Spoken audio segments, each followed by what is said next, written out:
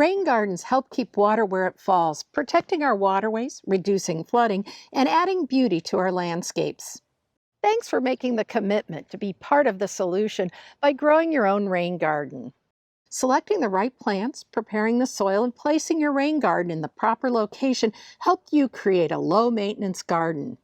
Invest time while plants become established and during a few key times each year to keep your plants healthy and your garden looking its best. Water new plantings thoroughly when the top few inches of soil are dry. Your new plantings need an average of 1 inch of water each week from rainfall, irrigation, or a combination of the two. After 2 years, your plants will be fairly well established and only need thorough watering during extended dry periods. Check soil moisture and monitor plant changes to determine when to water. Plants that appear wilted during the day but perk up in evening generally do not need watering. You will need to water those that remain wilted. Give these plants a thorough soaking early in the morning whenever possible to minimize water lost to evaporation and the risk of disease. Deep and less frequent watering encourages deep roots that are better able to tolerate flooding and drought. Avoid frequent shallow watering that results in shallow roots that are more susceptible to drought. Remove weeds as soon as they appear. Smaller weeds are easier to pull, and you'll eliminate thousands of future weeds by preventing them from setting seed. These unwanted plants are not only unsightly, but compete with your rain garden plants for water, light, and nutrients.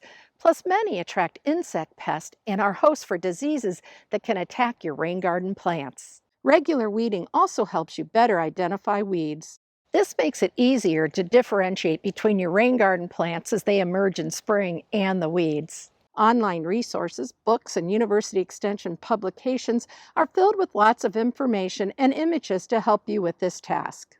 Watch for and remove invasive plants whenever tending your garden.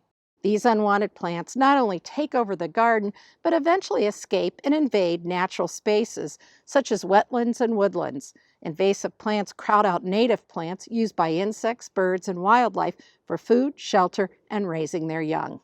Avoid adding to the weed problem by pointing the mower chute away from your rain garden whenever mowing nearby. This keeps the grass and weed seeds in the lawn and out of the garden. Plus, grass clippings are high in nitrogen, which is good for the lawn but not your rain garden. Adding unnecessary nutrients and plant debris interferes with the garden's ability to absorb pollutants from rainwater as it passes through the soil and plant roots on its way to the groundwater. Add a 2-inch layer of shredded hardwood mulch at planting. Shredded mulch tends to stay put and doesn't float as readily as other types of organic mulches during the wet periods in your garden. Avoid bringing problems in on the mulch by selecting products with a Mulch and Soil Council certification on the label. Or purchase your mulch from a reliable source. Ask how they obtain, monitor, and manage their products to minimize the risk of insects, disease, and other contaminants. Don't pile mulch over the base of plants, as this can lead to root and crown rot. As the plants grow and fill the garden, you'll need very little or no mulch at all. Remove leaves and debris that collect in the garden, the swale leading to the garden, or block the inflow of water. Compost leaves and dispose of debris instead.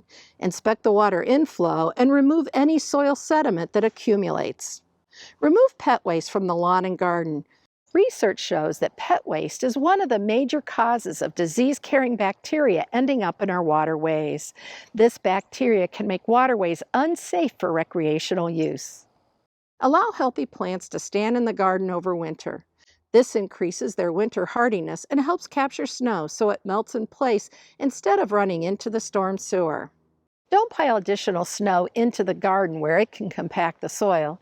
Instead, you can pile snow, free of de-icing salt, near the garden, so as the snow melts, it enters the garden instead of the storm sewer. Avoid using plant-damaging de-icing salt in or near your rain garden. Use plant-friendly de-icing salt if needed to maintain safe walking surfaces. You, pollinators, and the birds will also benefit from the grasses and perennials left standing in the garden for winter. The stems and seed heads add motion and texture to the winter landscape. The seeds attract and feed the birds, adding motion and color to dreary winter days. And many beneficial insects that help pollinate our plants and help manage insect pests in the garden overwinter in the hollow stems. Wait as long as possible to prune the dead stems back in spring. Many insects remain in their winter homes through spring. Prune a few stems back to 18 to 24 inches to serve as summer homes for some of our native bees. Remove the remaining stems and loosely stack or stand out of sight. This gives any remaining insects a chance to emerge and find their summer homes. In summer, add the disease-free plant trimmings to your compost pile.